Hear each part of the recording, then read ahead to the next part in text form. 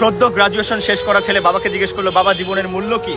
আর বাবা জীবনের মূল্য বোঝানোর জন্য ছোট্ট একটা পাথর দিয়ে বলল, যাও কোনো একটা দোকানে যেয়ে জিজ্ঞেস করো পাথরের মূল্য কি। ছেলে নিয়ে গেল সবজির দোকানে, পাথরের মূল্য বলল 2 ব্যাগ সবজি। বাবাকে এসে বলল, বাবা জীবনের মূল্য কি 2 ব্যাগ সবজি? বাবা বলল, না, এবার তুমি ওই যে রুমালটা আছে ওটাতে পাথরটা মুড়ে নিয়ে একটা বড় দোকানে যাও।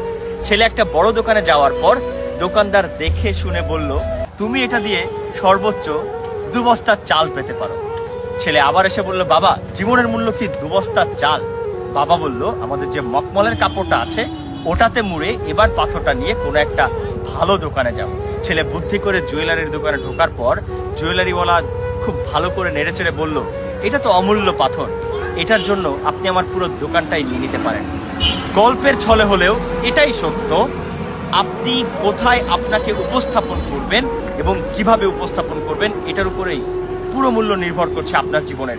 তাই তো আমি মাঝে মাঝে বলি, আপনি ঠিক ওই পাথরের মতো, যেটা আপনি ঠিক মতো প্রেজেন্ট করবেন কোথায় যে এটার উপরে ডিপেন্ড করবে আপনার সারা জীবনের মূল্য। হয়তোবা আপনি এখনো সাকসেস হননি আপনার ভাষায়, অথবা সাকসেস জার্নিতে আছেন, কিন্তু আপনি যদি নির্দিষ্ট কিছু মানুষের সাথে মিশে নিজেকে ঠিকভাবে উপস্থাপন করতে পারেন, প্রবাদের মতো your network is your network, কার সাথে ঘুরছি, কারা আমার আশপাশে আছে, এগুলো বিচার করে যদি আমি আপনি সঠিকভাবে নিজেকে উপস্থাপন করতে পারি, পাথরের চেয়েও অমূল্য হবে আমার আপনার জীবন। নতুবা কেউ 2 বস্তা চাল অথবা 2 ব্যাগ সবজিতেই বিক্রি করে ফেলবে আপনাকে। আমি আশিক খান সাইনিং আউট করছি আজকের স্টোরি নিয়ে। নেক্সট আরো একটা স্টোরিতে